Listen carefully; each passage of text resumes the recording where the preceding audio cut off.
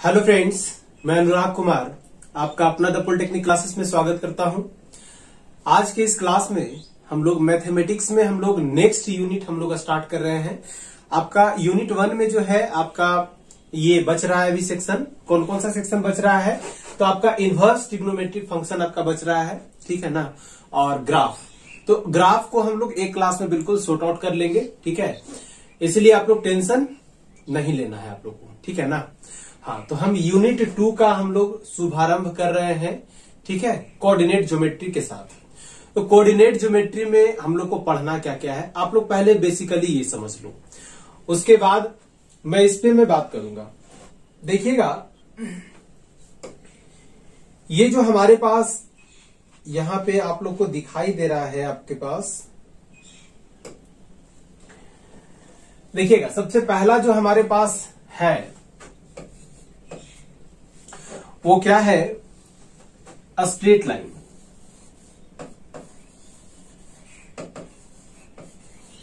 क्या है? Straight line. तो ये स्ट्रेट लाइन जो हम लोग पढ़ेंगे, ये जो हम लोग स्ट्रेट लाइन पढ़ेंगे,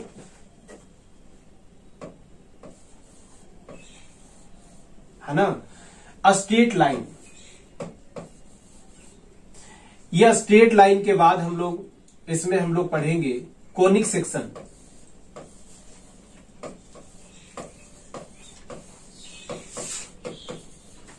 है ना। तो इसमें हम लोग जो पढ़ेंगे, हम जो आप लोग को पढ़ाएंगे, स्टार्टिंग करेंगे, वो होगा बेसिक।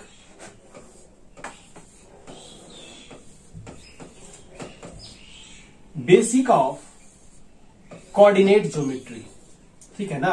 तो ये हम इसमें हम लोग बेसिकली ये 3 के बारे में हम लोग बारीकी से समझेंगे। बेसिक आप लोग को जानना बहुत आवश्यक है। अगर बेसिक आप लोग का क्लियर रहता है बाबू, तो आपका स्ट्रेट लाइन में कहीं कोई दिक्कत नहीं होगा, कोनिक सेक्शन में आपका कोई भी दिक्कत नहीं होने वाला है, ठीक है ना। इसीलिए कोऑर्डिनेट ज्योमेट्री का बेसिक क्या क्या है? सबसे पहला हम लोग इसमें पढ़ेंगे पॉइंट एंड डिस्टेंस। दूसरा हम लोग पढ़ेंगे कोनिक सेक्शन, या फिर हम लोग कह सकते हैं कोनिक सेक्शन में तो कोनिक सेक्शन का बात करेंगे ही, लेकिन यहां पर हम लोग बात करेंगे सेक्शन फॉर्मूला। सबसे पहला हम बात करेंगे पॉइंट एंड डिस्टेंस, दूसरा हम लोग जो बात करेंगे वो हमारे पास होगा सेक्शन फॉर्मूला, ठीक है ना। तो इसके बारे में हम लोग स्टार्ट कर रहे हैं। तो सबसे पहला इसमें हम लोग देखेंगे क्या? तो point and distance. Point and distance है क्या? सबसे पहली बात, पॉइंट क्या है और डिस्टेंस क्या है, इसको हम लोग क्यों जाने? बेसिक्स में ये हम लोग को जानना आवश्यक है। इसीलिए हम लोग अब स्टार्ट करने जा रहे हैं पॉइंट एंड डिस्टेंस। ध्यान रखिएगा, सबसे पहली बात हम इसमें जान लेते हैं कि पॉइंट क्या होता है। पहला जो हम लोग इसमें जान रहे हैं क्या, कि पॉइंट क्या होता है। पॉइंट के बारे में हम सिंपल सा फंडा हम ये बात बताना चाहेंगे। पॉइंट क्या है? तो एक 1 डायमेंशनल का ही हम लोग कह सकते हैं कि एक आपका स्ट्रक्चर है, ठीक है, जिसका समझ लीजिए कि यूनिट लेंथ होता है और कुछ भी नहीं, ठीक है ना।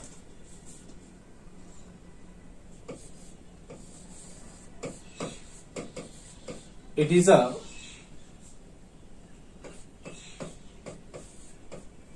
It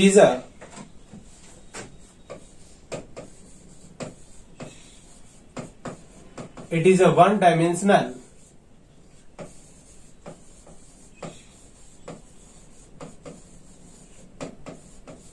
geometrical figure it is a one-dimensional geometrical figure which has unit length, ठीक है। वैसा हमारे पास ज्योमेट्रिकल फिगर जिसका डायमेंशन क्या हो, यूनिट डायमेंशनल, 1 डायमेंशनल, और उसका अगर हम बात करें कि इसका लेंथ क्या होगा, तो बिल्कुल यूनिट होगा। क्या होगा? तो यूनिट होगा। बात समझ में आ रही है? बिल्कुल। तो यहां पे अगर हम बात करें पॉइंट की, तो पॉइंट हम लोग ये ले सकते हैं, ये भी क्या है, एक पॉइंट है, ये भी क्या है, एक पॉइंट है। तो ये हमारे पास पॉइंट हो गया, ठीक है ना। हाँ, तो बिल्कुल ये हमारे पास पॉइंट है, 2 पॉइंट हम ले लिए हैं। जैसे कि हम इसको हम रिप्रेजेंटेशन हम देना चाहते हैं, तो क्या लिख सकते हैं, इसका रिप्रेजेंटेशन में हम अगर देने का बात करें तो हम इस तरह से दे सकते हैं कि पॉइंट ए हमारे पास है, ये हमारे पास पॉइंट बी है, ठीक है ना, पॉइंट ए और पॉइंट बी। इसी तरह से अनदर आप भी पॉइंट दे सकते हैं। तो हम लोग इसका लिख सकते हैं क्या, इसको हम लोग रीड क्या करेंगे, it is read as point A, ठीक है। और इसका रीड का अगर बात करें तो क्या लिखेंगे, it is read as point B. जो भी नेमिंग देंगे हम उसके बारे में हम इस तरह से रिप्रेजेंट कर सकते हैं। तो ये हमारे पास पॉइंट हुआ, इसका कोई मतलब नहीं है।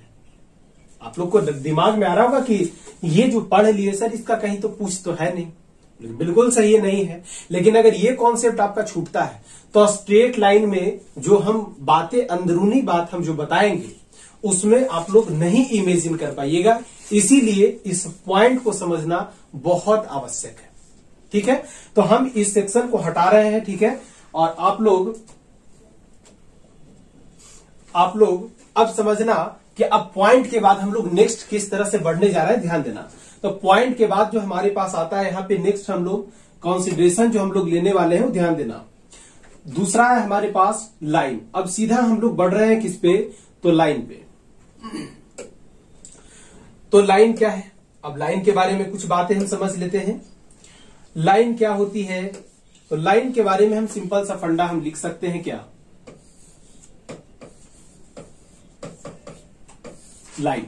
लाइन के बारे में हम क्या लिख सकते हैं, तो लाइन के बारे में हम लिख सकते हैं इट इज अ कॉम्बिनेशन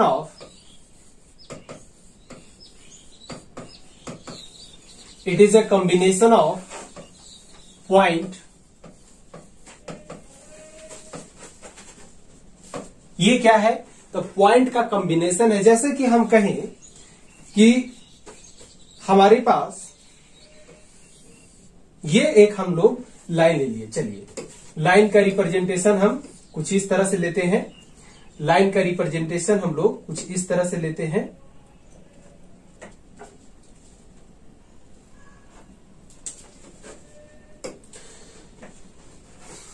देखिएगा, एक हम इस तरह से एक हम लाइन ले लिए और लाइन को हम लोग कह रहे हैं कि ये लाइन जो है आपका ए बी एक लाइन है। क्या है, ए बी एक लाइन है, ए बी एक लाइन। बहुत अच्छी बात है। हम क्या बताएं अभी, it is a combination of points, यानी कि हमारे पास पॉइंट्स का कॉम्बिनेशन है। तो हम यहां पर से जाहिर सी बात है हम इस तरह से इसको रिप्रेजेंटेशन हम दे सकते हैं। किस तरह से, तो ये हमारे पास रहा, ये हमारे पास नेक्स्ट रहा, ये हमारे पास नेक्स्ट रहा, ये हमारे पास नेक्स्ट रहा, ये हमारे पास नेक्स्ट रहा। इस तरह से देखो एक लीनियर में हम इस तरह से कॉम्बिनेशन बनाते जा रहे हैं ना। बात समझ में आ रही है सबको, बिल्कुल। तो ये हमारे पास जो बना ये क्या है, पॉइंट्स का कॉम्बिनेशन है। मतलब कि एक से ज्यादा पॉइंट्स जो है इस तरह से ऑर्डर में रहती है, जिसको हम लोग कहते हैं क्या, जिसको हम लोग कहते हैं line. Linear combination of points, इसको ना स्ट्रेट लाइन। अगर मैं स्ट्रेट लाइन की बात करूं, ये क्योंकि ये एक स्ट्रेट लाइन है, तो लीनियर कॉम्बिनेशन ऑफ पॉइंट्स, इसको क्या कर सकते हैं, लीनियर कॉम्बिनेशन ऑफ पॉइंट्स। इसको क्या कर सकते हैं, linear combination of points, linear combination of points. It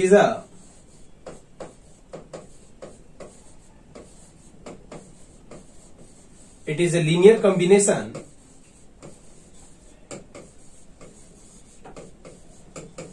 linear combination of points. It is a linear combination of points. जिसको हम लोग क्या कहेंगे, जिसको हम लोग कहेंगे अ स्ट्रेट लाइन, जिसको हम लोग क्या कहेंगे, अ स्ट्रेट लाइन, इसको हम लोग क्या कहेंगे, a straight line,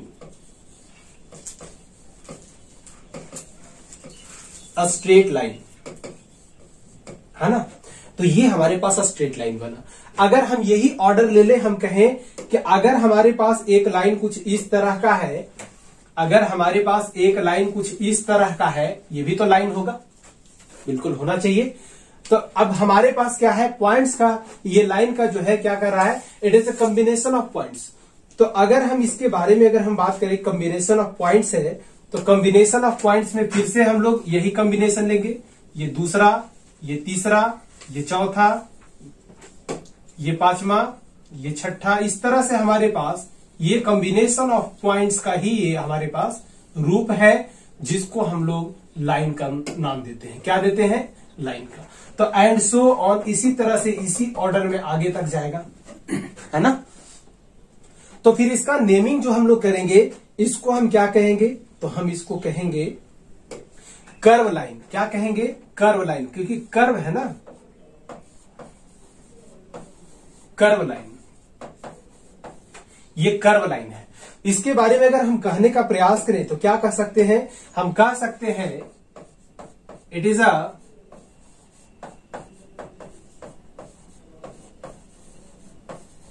curve combination, it is a curve combination of points, it is a curve combination of points is called curve line.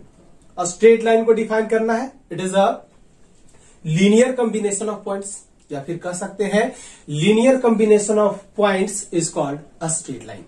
तो ये जो स्ट्रेट लाइन चाहे कर्व लाइन, हम कुछ भी लिए हैं बाबू, तो ये जो कॉम्बिनेशन जो शो कर रहा है, ये कैसा आपका स्ट्रक्चर है, तो वन डायमेंशनल। वन डायमेंशनल क्या होगा, वन डायमेंशनल। तो हम इसमें वन डायमेंशनल के केस में हम लोग इसको रखते हैं कंसीडरेशन में। तो ये जो है हमारे पास वन डायमेंशनल ज्योमेट्रिकल फिगर है।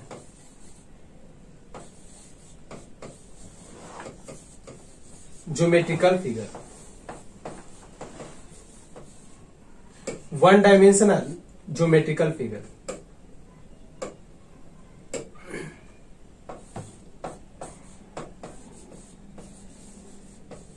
चलिए, और इसी तरह से ये भी हमारे पास लाइन है, तो क्या होगा, वन डायमेंशनल ज्योमेट्रिकल फिगर। बात समझ में आ गई। तो इस तरह से हमारे पास पॉइंट्स और लाइन, ये दो चीज का बेसिक तो हमको पता चल गया। चलिए, अच्छी बात है। अब हमारे पास पॉइंट के बाद बढ़ना है डिस्टेंस पे। ये डिस्टेंस क्या होता है, तो आप ले ले, जैसे कि इस पेन का मैं कहूं कि कितना इसका लेंथ क्या है, तो डिस्टेंस होगा। इस पॉइंट से इस पॉइंट की दूरी को, दूरी का मतलब क्या होता है, डिस्टेंस, है ना। कितना डिस्टेंस इस उंगली से इस उंगली के बीच का कितना लेंथ है, तो इसी को हम लोग डिस्टेंस बोलते हैं। या फिर आप घर से आप कॉलेज को जा रहे हैं, कितने डिस्टेंस पे पड़ता है, मतलब दूरी, है ना। तो अगर हम डिस्टेंस की अगर हम बात करें, तो वो तो हमारे पास हो गया बहुत लंबे लंबे डिस्टेंस की, और उससे भी बड़ा बड़ा डिस्टेंस है, जैसे कि आप अर्थ और सन का ले लीजिए, ये भी एक डिस्टेंस है जो कि बहुत बड़ा है, ह्यूज अमाउंट में। तो इसके मेजरमेंट की अगर बात की जाती है, तो अगर छोटा से छोटा डिस्टेंस हो तो आप इजिली उसको मेजरमेंट कर सकते हैं, लेकिन जो बड़ा से बड़ा होगा उसके लिए क्या किया जाए, तो उसके लिए कोऑर्डिनेट ज्योमेट्री में एक सिंपल सा एक दिया गया तरीका, जिसके तहत हम किसी भी तरह का, हमारे पास लंबा से लंबा भी, हमारे पास लॉन्ग से लॉन्ग डिस्टेंस को भी हम लोग इजिली हम लोग मेजर कर सकते हैं। बात समझ में आ रही है। तो ये हमारे पास रहा ये कॉन्सेप्ट। अब इसके बाद हम लोग आगे के कॉन्सेप्ट पे जा रहे हैं, सभी लोग ध्यान दीजिएगा। हमारे पास है डिस्टेंस, तीसरा हमारे पास क्या है, डिस्टेंस। सभी लोग ध्यान देना, डिस्टेंस। चलिए, तो हम अब डिस्टेंस पे बढ़ रहे हैं। एक एक बात को बिल्कुल बेसिक से अगर हम पकड़ते चलेंगे तो सारी बातें हमको समझ में आनी चालू हो जाएगी। चलिए, तो अब हम लोग नेक्स्ट टॉपिक पे बढ़ने रहे हैं, यानी कि डिस्टेंस। डिस्टेंस क्या होता है,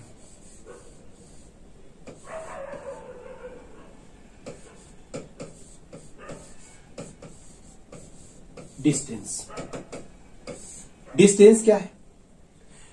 तो यदि मैं डिस्टेंस के बारे में बात करूं, इट इज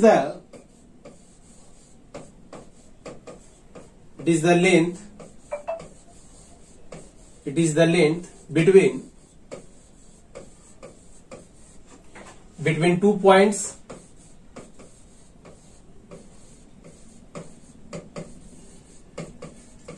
2 points जैसे कि हम ले ले कुछ इस तरह से, ये जो हमारे पास है एक बिंदु, इसका पहला बिंदु जो हम लोग लेने वाले, ध्यान देना, ये पहला बिंदु हो गया और ये इसका दूसरा बिंदु हो गया, ठीक है ना। तो ये हमारे पास हो गया A और ये हो गया हमारे पास B। अगर इसके बीच के अगर लंबाई को अगर मेजर कर ले तो इसी को हम लोग कहते हैं लेंथ, ठीक है। और अगर हम पॉइंट्स का केवल बात करें बाबू, ये सॉलिड टोटल यहां से यहां तक का एक सॉलिड हो गया। जैसे कि हम कहें इस पेन का लेंथ क्या है, तो हम बता सकते हैं।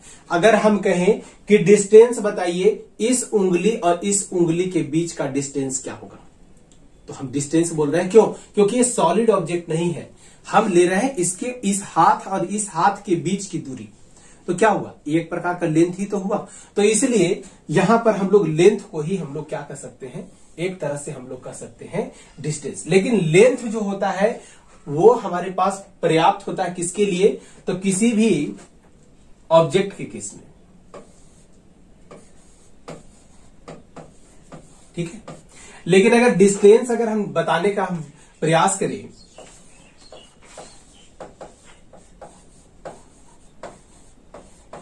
जो डिस्टेंस हम लोग निकालने का प्रयास करते हैं वो किस किस केस में निकालने का प्रयास करते हैं, तो सबसे पहला जो होता है इसमें, वो हम पहला जो कंडीशन हम लोग लेते हैं बिटवीन 2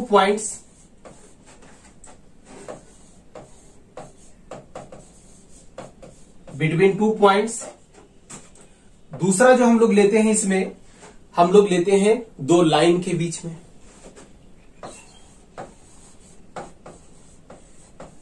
बिटवीन 2 लाइन्स। इसमें जो हम लोग लेते हैं नेक्स्ट जो लेते हैं, ठीक है ना, आप ऐसा कर सकते हैं कि आपकी घर और कॉलेज जो भी है उसके बीच की दूरी ले सकते हैं। इसका मतलब क्या हुआ, आप जहां से चले आपका स्टार्टिंग पॉइंट और जहां तक आप पहुंचे वहां का एंडिंग पॉइंट, यही आपका डिस्टेंस होता है टोटल। बात समझ में आ गई? हाँ, तो ये हमारे पास इसी के केस में हम आगे तरह तरह का हम आगे बात करेंगे। अब जैसे डिस्टेंस हम निकालने का प्रयास कर रहे हैं, अब ध्यान देना एक एक बात पे समझने का प्रयास करना, बहुत सारी बातें यहां से क्लियर होती जाएगी आपको। चलिए, तो हमारे पास नेक्स्ट जो हमारे पास है ध्यान देने वाली बात वो ये है कि हमारे पास, अब हम कहें कि ये पॉइंट हमारे पास, मान लेते हैं कि पॉइंट ये और ये पॉइंट हमारे पास 2 को पॉइंट दिया हुआ, बात को समझना। कहेंगे find the distance between this point two this point. इस पॉइंट का नामकरण हम कर लेते हैं पॉइंट ए है और ये पॉइंट हमारे पास बी है। अगर ये दोनों पॉइंट के बीच का अगर आपको डिस्टेंस निकालना है, आपको क्या करना पड़ेगा, तो आपको ये पता होना चाहिए, सबसे पहली बात ये पता होना चाहिए कि आपका ये कोई हमारे पास रिफरेंस लाइन हो चाहे रिफरेंस पॉइंट हो, कहीं से भी जहां से आपका मेजरमेंट आप ले सकते हैं। तो यहां से इसकी बीच की दूरी आपको मालूम अगर है और यहां से यही रेफरेंस पॉइंट से यहां तक की आपकी दूरी ये आपको अगर मालूम है तो ये डिस्टेंस आप निकाल सकते हैं। जैसे कि मैं कह रहा हूं कि ये जो है हमारे पास 5 किलोमीटर है, ठीक है ना, और मैं कह रहा हूं कि ये जो है हमारे पास 4 किलोमीटर, ठीक है। तो कहेगा कि आप यहां से यहां तक की बीच की दूरी आप बताइए कि क्या होगा।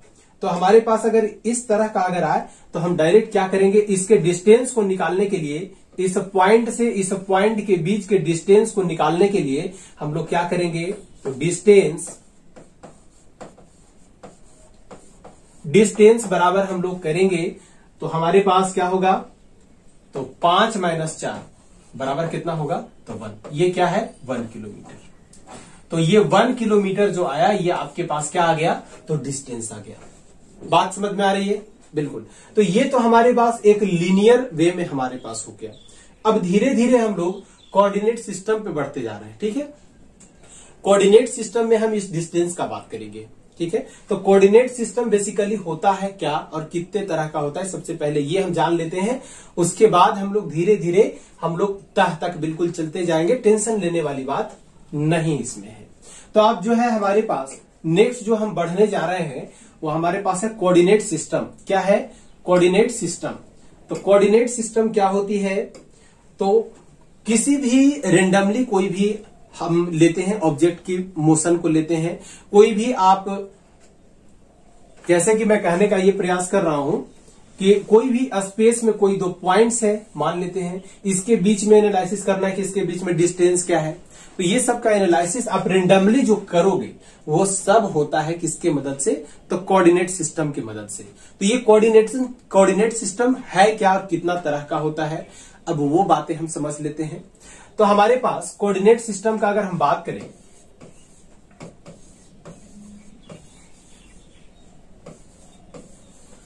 कोऑर्डिनेट सिस्टम, कोऑर्डिनेट सिस्टम कितना तरह का होता है? तो कोऑर्डिनेट सिस्टम हमारे पास दो तरह का होता है। कोऑर्डिनेट सिस्टम हमारे पास दो तरह का होता है। पहला जो होता है जिसको हम लोग बोलते हैं Cartesian coordinate system. Cartesian coordinate system, Cartesian coordinate system. और दूसरा जो होता है वो हमारे पास होता है पोलर कोऑर्डिनेट सिस्टम। क्या होता है? Polar coordinate system.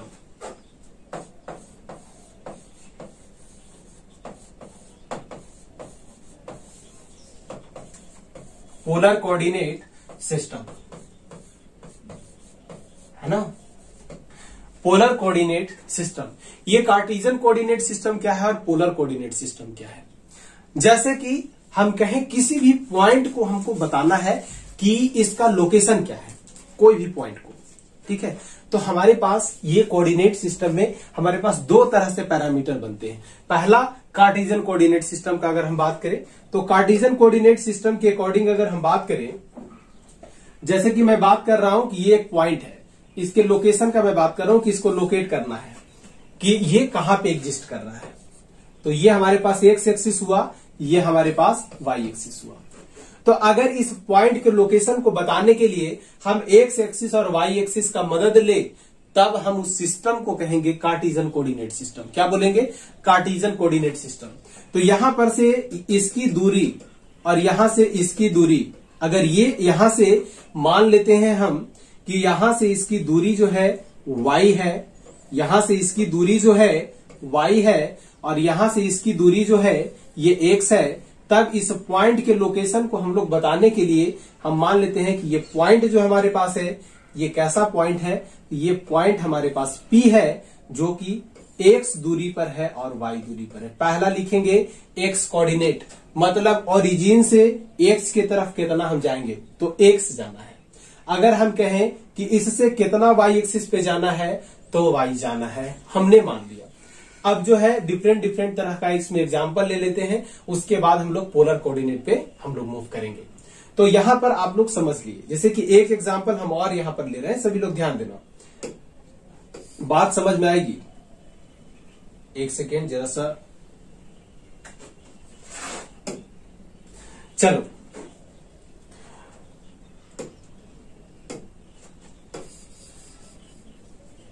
चलिए देखिए, नेक्स्ट हम यहां पे कंसीडरेशन में ले रहे हैं एक पॉइंट का लोकेशन। हम कहें कि एक हमारे पास इस तरह से हमारे पास एक पॉइंट है जो कि P पॉइंट है, ये है, यहां से जो है इसकी दूरी मान लेते हैं, देखो, और यहां से इसकी दूरी, यहां से इसकी दूरी मान लेते हैं, ये जो पॉइंट है इसको मान लेते हैं कि 5 यूनिट डिस्टेंस पे है। कितना यूनिट पे है? 5 यूनिट पे है। और यहां से इसकी डिस्टेंस जो है 4 यूनिट पे है, ठीक है। तो बोलेगा कि find the location of the point in Cartesian coordinate system. क्या कहेंगे? ये P का x से दूरी कितना है, x एक्सिस पे कितनी दूरी है, तो हमारे पास 4 होगा और यहां से वाई एक्सिस कितना ऊपर जाने पर मिलता है, तो 5 मिलता है, तो हम लिखेंगे कितना 4,5। बात समझ में आ रही है? बिल्कुल। तो ये हमारे पास हुआ पॉइंट का लोकेशन। यानी कि ये वाला जो हमारे पास टर्म जो है, अब टर्मिनोलॉजी को यहां पर समझने का प्रयास करना कि ये जो हमारे पास दिया है x, ये क्या दिया है इसको समझ लो। ये दिया है distance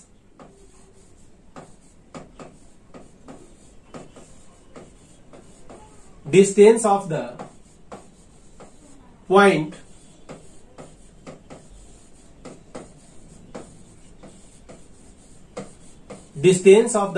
from the x axis, है ना, distance of the point from the x axis. और ये y का मतलब है ये क्या शो कर रहा है, तो देखो ये जो y है हमारे पास यही तो शो कर रहा है। एक सेकेंड रुको, x को लिख रहे हैं ना, ये y से होगा बाबू। एक सेकेंड जरा सा हम इसको चेंज कर रहे हैं, रुक जाओ। y होगा यहां पे,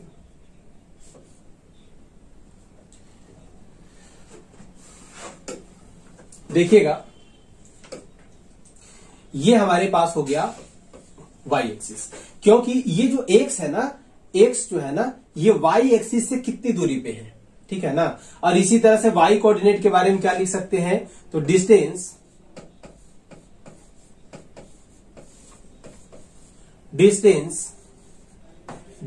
of the point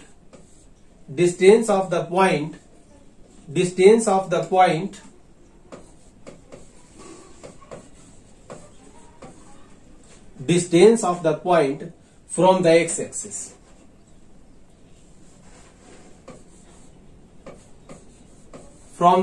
axis, x axis से कितनी दूरी है, और ये x जो है y एक्सिस से कितनी दूरी है, ये हम बार बार जिक्र करेंगे, इसलिए इस बात को आप लोग को दिमाग में रख के चलना है। इतनी बातें क्लियर हो गई। चलिए अब हम लोग आगे की तरफ मूव कर रहे हैं, ठीक है ना। चलिए तो इस सेक्शन को मैं अब हटा रहा हूं। अब धीरे धीरे हमारे पास फिर से आया पॉइंट के लोकेशन की बात। पहला तो समझ लिए कि x और y की मदद से हम लोग पॉइंट के लोकेशन को हम लोग बता देते हैं। दूसरा आता है पोलर कोऑर्डिनेट सिस्टम। ये पोलर कोऑर्डिनेट सिस्टम में क्या होता है, तो पोलर कोऑर्डिनेट सिस्टम में जो होता है वो आप यहां पे समझने का प्रयास करना। पोलर कोऑर्डिनेट सिस्टम, दूसरा जो सिस्टम हमारे पास है वो कौन सा है, तो पोलर कोऑर्डिनेट सिस्टम।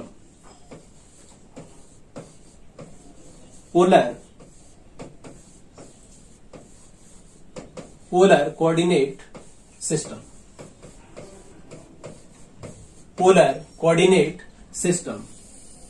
ये पोलर कोऑर्डिनेट सिस्टम जो होता है, अब बातें समझने का प्रयास करना कि एक तो लोकेशन हम अभी बताए क्या, तो distance from the X axis and distance from the Y axis, तभी हम बता पाए इसका लोकेशन। लेकिन अब जो है हम यहां पे अपना बदल रहे हैं। ये हमारे पास पॉइंट P था जिसका यहां से डिस्टेंस ये हमारे पास x था, और यहां से डिस्टेंस ये हमारे पास y था, ठीक है। यही हमारे पास ये y है। बात समझ में आ गई? बिल्कुल। तो ये हमारे पास निकल गया इसका कोऑर्डिनेट, और कोऑर्डिनेट क्या लिख रहे थे, तो x, y। तो ये हमारे पास जो निकला अभी, अब इसी को रिप्रेजेंटेशन हम देने का प्रयास करेंगे पोलर कोऑर्डिनेट सिस्टम से। अब इस बात को समझने का प्रयास करना। पोलर कोऑर्डिनेट सिस्टम में एक सिंपल सा फंडा ये दिमाग में रखना कि एक एंगल और डिस्टेंस कितनी दूरी पे है। अगर ये हमें मिल जाता है तो हम इसमें बता सकते हैं। जैसे कि अगर हम कहें कि एक हमारे पास कुछ इस तरह से हमारे पास एक प्लेन है, एक्स वाई प्लेन है, ये जो होता है वाई एक्सिस होता है, और ये जो होता है एक्स एक्सिस होता है ना।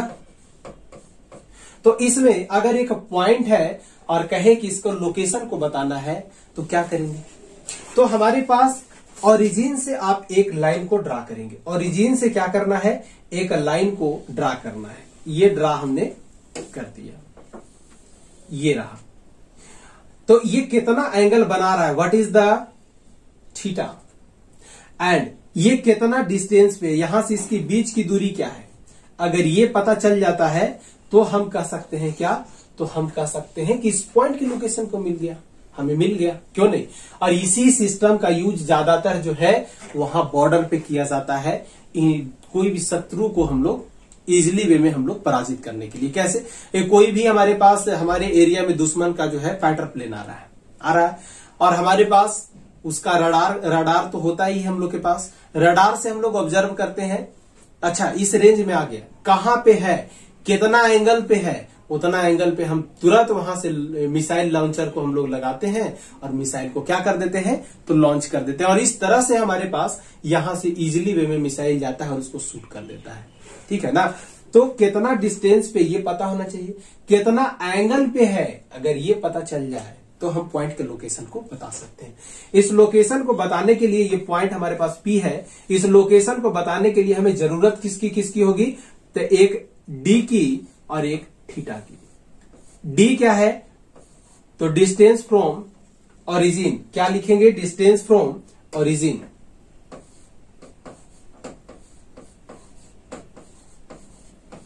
Distance from origin, distance from origin. और ये क्या है, angle,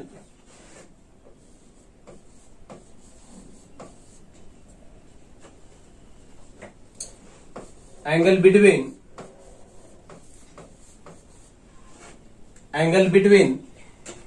imaginary line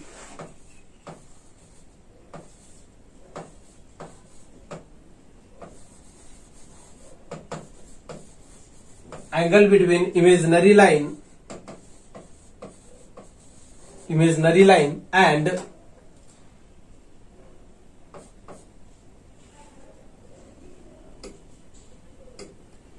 x axis. तो ये हमारे पास अगर पता है तो हम इजिली लोकेशन को बता सकते हैं। अब कहिएगा कैसे, अब ध्यान देने वाली बात है, समझ में आ जाएगी। तो अभी हम कुछ दिन पहले अभी हम पढ़ रहे हैं क्या, ट्रिग्नोमेट्री। तो अगर हम कहें कि हमारे पास यहां से एक जो है यहां तक की ये जो है एक हमारे पास ऑब्जेक्ट है यहां पे, ठीक है ना, जो एक एंगल हमारे पास यहां दिया है 45 डिग्री, कितना डिग्री, 45 डिग्री, 45 डिग्री, ये हमारे पास दिया हुआ है 45 डिग्री, है ना। तो ये 45 डिग्री आपके पास दिया हुआ है और ये डिस्टेंस आपके पास दिया हुआ है यहां पे 5 यूनिट। तो हम क्या बताएंगे इसके लोकेशन को, तो आर कितना है 5, थीटा कितना है 45 डिग्री, बता सकते। अब अगर इसी से एक्स कोऑर्डिनेट और वाई कोऑर्डिनेट आपको निकालने के लिए दिया जाए तो भी आप इजिली निकाल सकते हैं। यहां से एक परपेंडिकुलर इस पे और एक परपेंडिकुलर इस पे आप इस तरह से ड्रा कर दो। फिर क्या करना है, तो फिर से हम tan थीटा का यूज करके हम निकाल सकते हैं। देखिएगा यहां पे हमारे पास ये 5 है, ये कितना है 45 डिग्री। तो अगर साइन 45 डिग्री का मान रख दे तो P बटा कितना होता है H। तो हम यहां लिखेंगे साइन थीटा यानी कि साइन 45 डिग्री बराबर P बटा H, P बटा H कितना है 5, P का मान कितना आएगा, तो ये साइन 45 का मान कितना होता है 1/√2। तो 1/√2 होगा तो ये ऊपर चला जाएगा। तो यानी कि यहां पर अगर हम डायरेक्टली नहीं, हम एक स्टेप और कर लेते हैं ताकि आप लोग को समझने में कोई दिक्कत नहीं हो। चलिए, तो ये हमारे पास हो गया 1/√2 बराबर P बटा 5। तो P बराबर कितना हो गया, तो P बराबर हो गया 5/√2, यानी कि 5/√2 जो आया हमारे पास, ये जो वैल्यू हमारे पास निकल के आया ये P का आया। और सिमिलरली P का जब आ गया तो B का भी हम निकाल सकते हैं। तो कोऑर्डिनेट सिस्टम में हम इजीली इसको इस तरह से निकाल सकते हैं। बात समझ में आ रही है, बिल्कुल। तो इस तरह से हम इसका कन्वर्जन भी करते हैं और इसका रिप्रेजेंटेशन भी करते हैं। स्ट्रेट लाइन में इसी थीटा का ज्यादातर हम यूज करेंगे, पोलर कोऑर्डिनेट सिस्टम पर ही ज्यादातर हमारा स्ट्रेट लाइन जो है बेस्ड है। बात समझ में आ गई। तो ये था हमारे पास पोलर कोऑर्डिनेट सिस्टम और कार्टेशियन कोऑर्डिनेट सिस्टम। इतनी तक बातें क्लियर हो गई। अब हम लोग सीधे मूव करते हैं डिस्टेंस फॉर्मूला, यानी कि हम कोई भी सिंपल से सिंपल लेंथ को तो हम डिस्टेंस उसका मेजर कर सकते हैं, लेकिन क्या बड़े से बड़े डिस्टेंस का मेजरमेंट हम कर पाएंगे, उसकी बात हमें सोचनी पड़ेगी। तो इसके लिए आता है हमारे पास डिस्टेंस फॉर्मूला। तो डिस्टेंस फॉर्मूला कैसे होता है, क्या होता है, सारी बातें आप लोग को बताई जाएगी। तो चलिए, ये जो हमारा था बेसिक था, ये बेसिक कॉन्सेप्ट के साथ मैं आज की क्लास को स्टॉप करता हूं। जो आपका टॉपिक स्टार्ट होगा वो आपका डिस्टेंस फॉर्मूला स्टार्ट होना है और वो हम लोग नेक्स्ट क्लास में देखेंगे। तो चलिए, इस सेशन में मैं इतना ही रखता हूं। मिलते हैं अगली कड़ी में कुछ और नए बेहतरीन कॉन्सेप्ट के साथ। तब तक आप लोग बने रहिए द पॉलिटेक्निक क्लासेस के साथ। Thank you everyone.